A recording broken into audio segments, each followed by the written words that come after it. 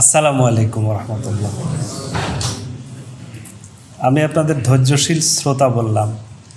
এত লম্বা সময় ধরে একটা নিরস বা রসকসহীন আলোচনা আপনারা যারা এতক্ষণ ধরে শুনলেন, তারা অবশ্যই ধন্যবাদ পেতে পারেন। আমার তরফ থেকে দিল খোলা টুপি খোলা অভিনন্দন যে আপনারা এত সময় ধরে আছেন। আপনাদের ক্রেডিট প্রথমে আমি দিচ্ছি।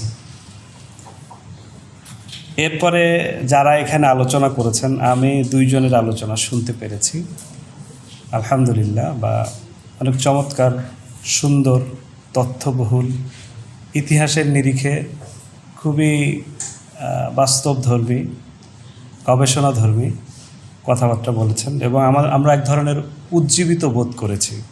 বিশেষ করে আমাদের যে শ্রদ্ধেয় সম্মানিত আপুই মাত্র কথা বললেন, তার কথা আমরা একটা ফিল পাচ্ছি যে ইসলামী সভ্যতা বা মুসলিম সভ্যতার যে পুনর্জাগরণের যে সূত্র বা সুলুক বা নকশা বা পেছন দিকে ফিরে পেছনকে টেনে সামনে নিয়ে আসা, মানে অতীতকে পুনরুজ্জীবিত করে ভবিষ্যৎকে নির্মাণ করা, এই ধরনের কিছু সূত্র উনি দিয়েছেন খুবই চমৎকারভাবে, তথ্যবহুল এবং একই সঙ্গে একাডেমিক অ্যাপ্রোচে। এটার প্রশংসা করতেই হবে। ওনাকে অনেক অনেক ধন্যবাদ। জাযাকাল্লাহু খায়রান আহসানাল জাযা। আল্লাহ তাআলা ওনাকে আরও বেশি এইরকম মেধা এবং প্রতিভা দান করুন, যাতে আমাদের মধ্যে এইরকম বোনেরা এগিয়ে আসেন। এই আপুর এই ফটোকার্ডটা যখন ফেসবুকে গেল, তখন একজন বিশিষ্ট ইতিহাস গবেষক এবং প্রত্নতত্ত্ব বিষয়ক অধ্যাপক তিনি প্রচণ্ড আপত্তি করলেন ফেসবুকে।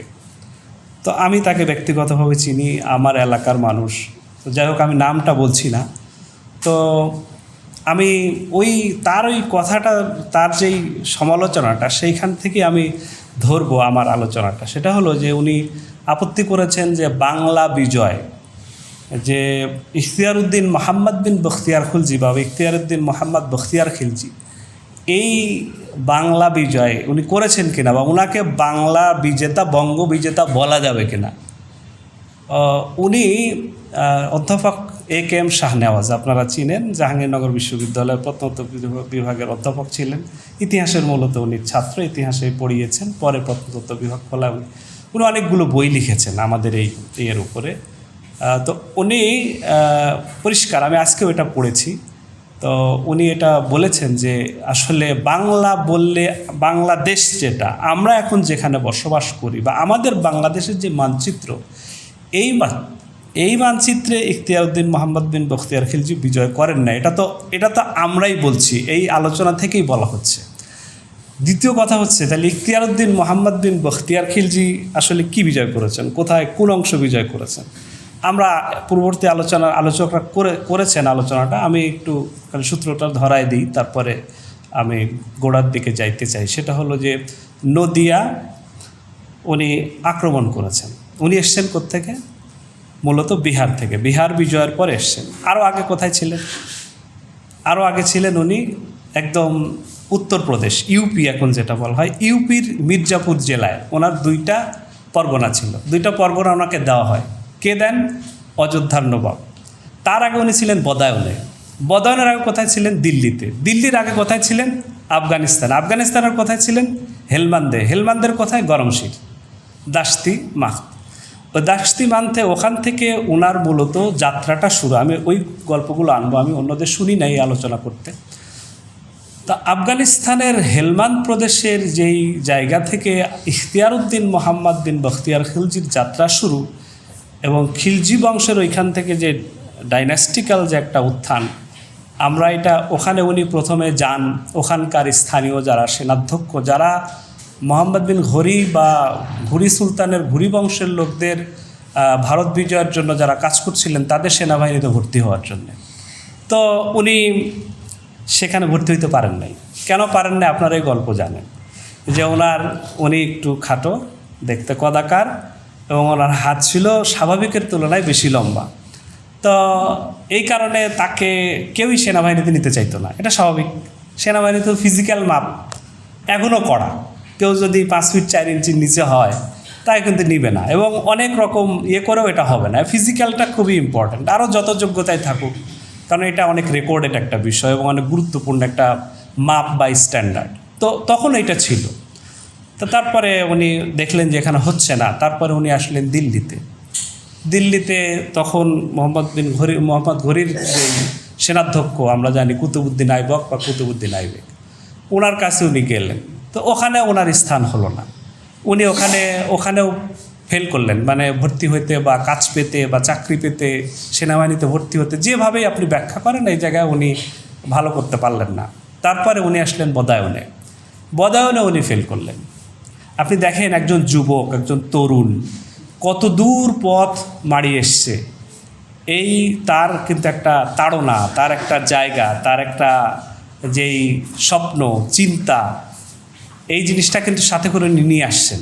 এখন আসার পরে সবশেষ উনি গেলেন অযোধ্যায়, সেখানকার শাসকের সঙ্গে উনি কথা বলার পর উনি কাজ পেলেন এবং তার মধ্যে উনি প্রতিভা দেখতে পেলেন যে এই মধ্যে আসলে একটা ছাইচাপা আগুন আছে, এই আগুনটাকে কাজে লাগাইতে হবে। উনি কী করলেন, উনি একটা খুব বুদ্ধি করলেন, সূক্ষ্ম বুদ্ধি। ওনার যেই রাজ্য, ওনার রাজ্যের একদম বর্ডার যেটা, সেই বর্ডারে উনি তাকে 2টা পরগনা দিলেন, ভিউলি ও ভাগবত, যে এখানে আপনার দেওয়া হলো।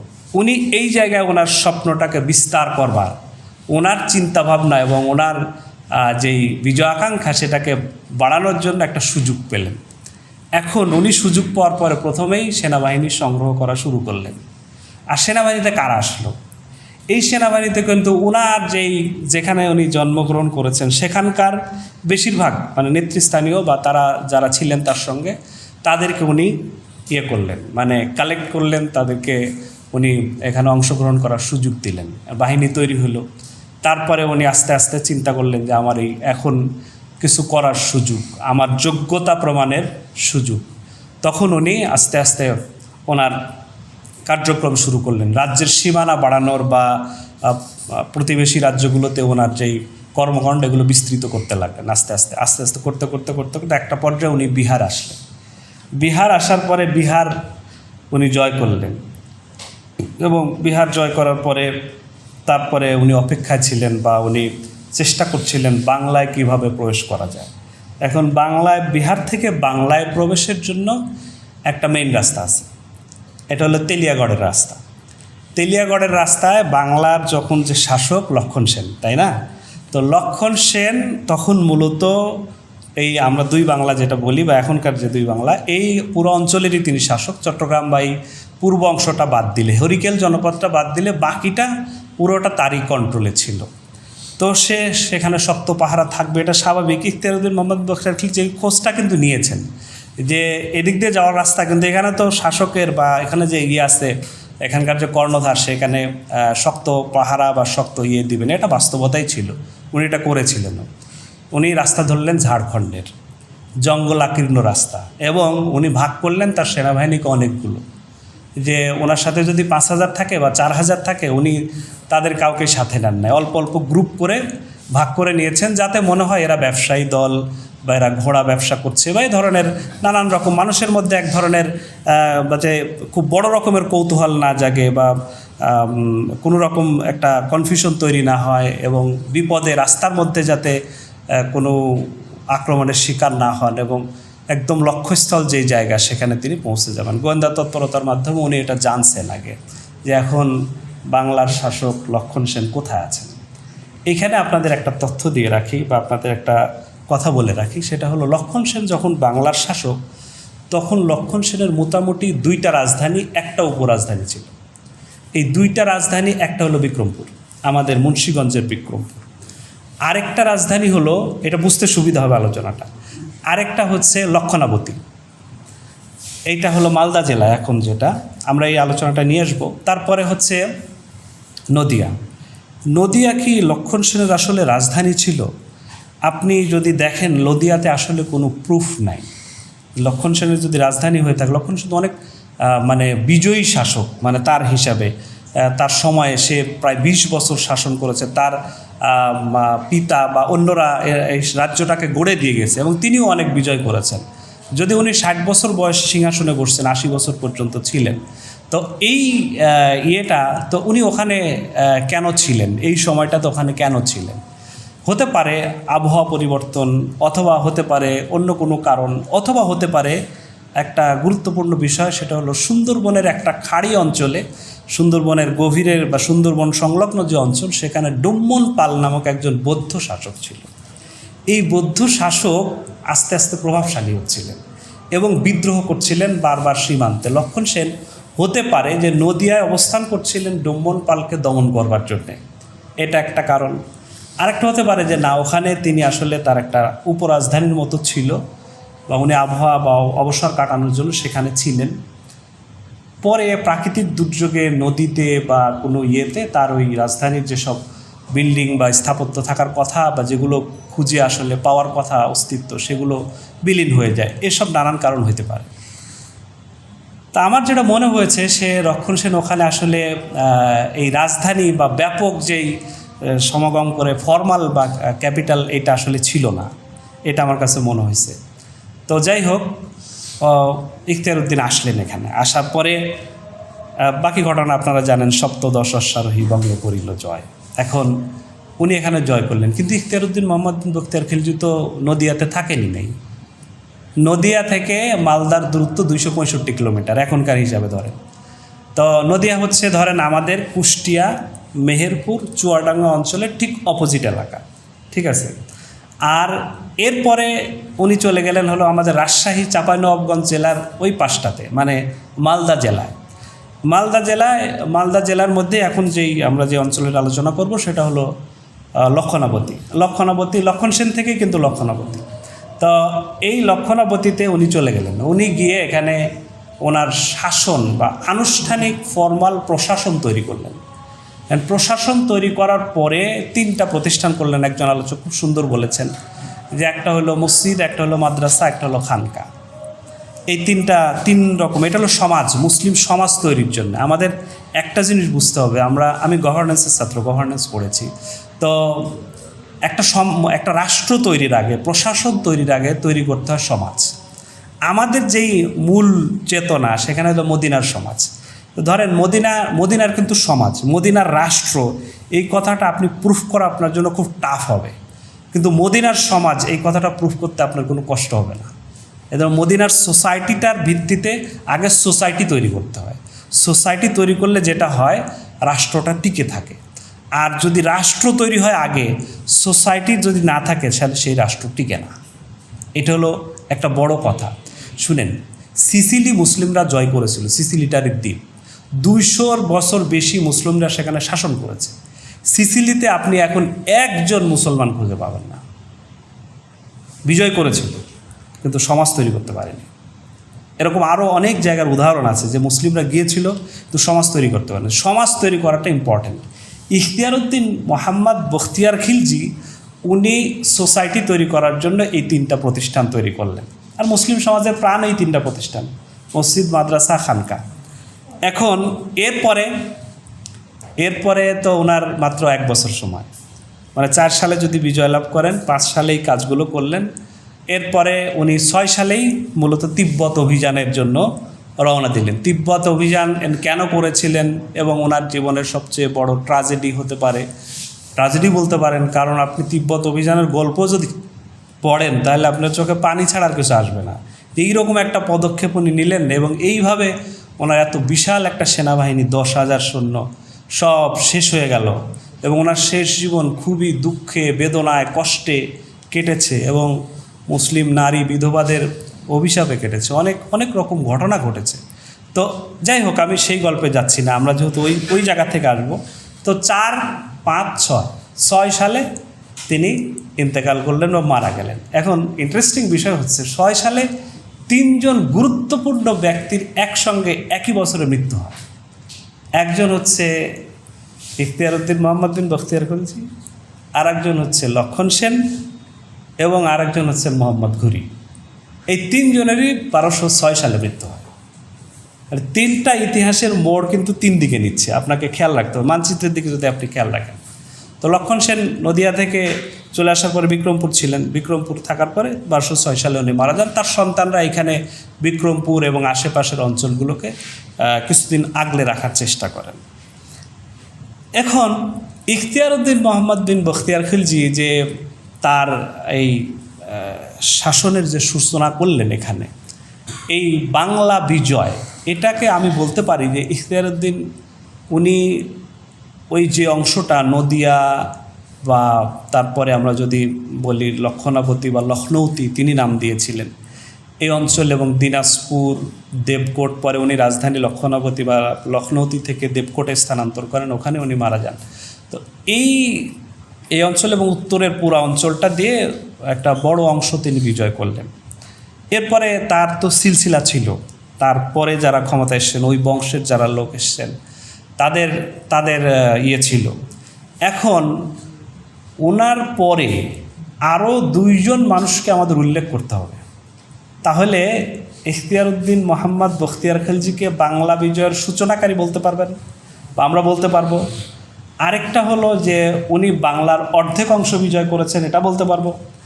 অথবা বলতে পারবো যে উনি শুরু করেছেন, পূর্ণতা দিয়েছেন দুইজন মানুষ। একজন হলো শামসুদ্দিন ফিরোজ শাহ। উনি শামসুদ্দিন ফিরোজ শাহ কিন্তু চট্টগ্রাম বাদে বা চট্টগ্রাম বিভাগ বাদে বা কুমিল্লা, চট্টগ্রাম এবং এই সিলেট এই অঞ্চল বাদ দিয়ে পুরো অঞ্চলটা কিন্তু ক্যাপচার করেছেন, পুরো অঞ্চলটা উনি বিজয় করেছেন শামসুদ্দিন ফিরোজ শাহ। এরপরে যার কথা আমরা সকলেই বললাম বা আলোচনা করলাম, হাজী ইলিয়াস, শামসুদ্দিন মোহাম্মদ ইলিয়াস, তিনি মূলত শাহী বাঙ্গালা, আবার বাংলা নাম দেওয়া বা মুলুকে বাঙ্গাল, এই যে তার যে কনসেপ্ট, এবং তিনি করলেন কি, তিনি এখন গ্রেটার বাংলা যেটা মানে দুই বাংলা যেটা একদম এইটা সহ, বিহার সহ, এমনকি উনি দিল্লি পর্যন্ত কিন্তু গিয়েছেন, একদম উত্তর ভারত পর্যন্ত ওনার কিন্তু রাজ্যের বিস্তৃতি উনি ঘটানোর চেষ্টা করেছেন, যাতে এইখানে ওনার উপরে পরে আক্রমণ না আসে। তো এই কারণে ওনারা মূলত পূর্ণতা দান করছেন। তো সূচনাটা মূলত ইখতিয়ারউদ্দিন মোহাম্মদ বিন বখতিয়ার খিলজির হাত ধরেই শুরু। আমি মূলত আরেকটা জায়গা থেকে এই আলোচনাটা তুলতে চাই, সেটা হলো যে এই তো প্রশাসনিক বা রাজনৈতিক যে বিজয় বা রাজনৈতিক যেই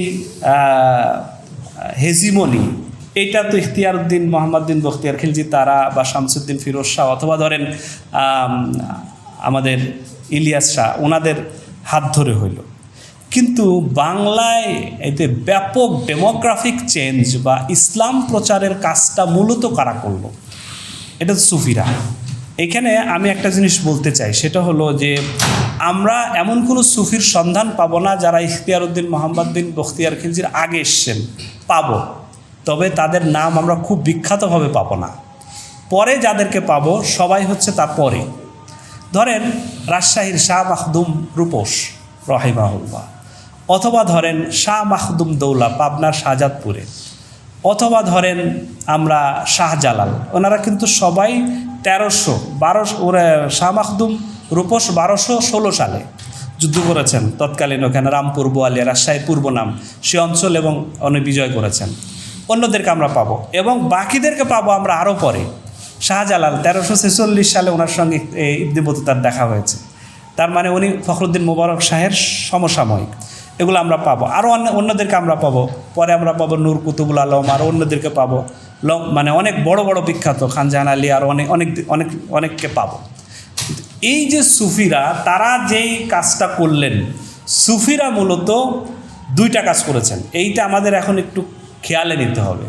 সুফিদেরকে আমরা অনেক সময় অনেক আকিদাগত কারণে, নানান কারণে অনেকভাবে আমরা ভিলিফাই করি বা অনেক কিছু ইলম কালাম বা তারা যে তুরাসি ইলমের চর্চা বা কোরআন হাদিসের চর্চা, এগুলো তারা ওইভাবে করেন নাই, মানে সরাসরি করেন নাই, টেক্সট ভিত্তিক করেন নাই, এরকম মনে হইতে পারে বা এরকম মনে হওয়ার কিছু কারণ আমাদের মধ্যে তরুণ প্রজন্মের মধ্যে দেখা যায়। তো আমি সেই জায়গাটাই বলতে চাই যে সুফিরা বা বিপ্লবী সুফিরা এখানে যে কাজটা করেছেন সেটা হলো দুইটা জিনিস, এটা সবসময় আমাদের মনে রাখতে হবে। যদি আপনি রাজনীতি, অর্থনীতি, সংস্কৃতি, ইতিহাসের সব নিয়ন্ত্রণ নিতে চান, এখনও নিতে চাই, এখনও নতুন করে নির্মাণ করতেছে, ওই দুই জায়গায় ফিরে যেতে হবে। একটা হলো সেবা, খিদমা, খেদমতের জায়গা। সুফিদের কাজ ছিল মূলত মানুষের খেদমত করা, মানব সেবা করা, সব ধরনের, সব বর্ণের সবার খেদমত করা, আহার জোগানো। লঙ্গরখানার কনসেপ্টটা কেন আসলো? তো এই একটা সেবা, আরেকটা হলো সংযম। সংযমের ক্ষেত্রে আপনি যদি দেখেন যে ইসলামে মানুষ আকৃষ্ট হলো কেন, ইসলাম তো ভোগের বিষয় না, ইসলাম হলো সংযমের বিষয়। শাহজালালের জীবন আপনি যদি দেখেন, ইবনে বতুতা তাকে কিভাবে মানে পোর্ট্রে করেছেন, সেখানে দেখাচ্ছেন তার খাবার হচ্ছে শুধুমাত্র দুধ এবং ওনার একটা গাভী, ওনার সম্পদ বলতে এইটা, এবং ওনার জীবনটা এরকম চর্চা, এভাবে উনি ওনাকে পোর্ট্রে করলেন। তা আমার হচ্ছে যে সুফিরা এই অঞ্চলের মানুষের যে জীবনধারা সেটাকে একদম ডাইরেক্ট কানেক্ট করতে পেরেছিলেন, এবং এই কারণে মানুষ যে একদম ব্যাপকভাবে ধর্মান্তর হওয়া বলি বা ইসলাম গ্রহণ করার কথা বলি, সেদিকে তারা অগ্রসর হয়েছেন। এই জন্য আমি বলবো, যারা ভবিষ্যতে সভ্যতার পুনর্নির্মাণ করতে চান বা আমরা যারা করতে চাই, আমরা যারা আগ্রহ ইন্টারেস্ট রাখি, তাদের সেবা ও সংযমের রাজনীতি, সেবা ও সংযমের ধারা, সেবা ও সংযমের সিলসিলা আগায় যেতে হবে। ভোগের দিকে গেলে আপনার পতনের দিকে যেতে হবে, এটা কোরআনেরও মূলনীতি। কোরআনে আল্লাহ আয়াত বারবার বলেছেন যে কোনো জনপদকে যদি আমি ধ্বংস করতে চাই, তাহলে সেখানকার এলিট যারা, সেখানকার যারা বড়, সেখানকার যারা আকাবের, সেখানকার যারা সম্মানিত, তাদেরকে আমি ভোগ বিলাসে মত্ত করে দিই। হ্যাঁ, তো তারপরেই তাদেরকে আমি ধ্বংস করি, এর আগে করি না। সুতরাং ওই রাস্তাটা বেছে নেওয়ার আগে আমাদের চিন্তা করতে হবে যে সভ্যতার পুনর্নির্মাণ চাইলে আমাদের সংযম পালন করে, সব রকম সংযম, সব রকম সংযম।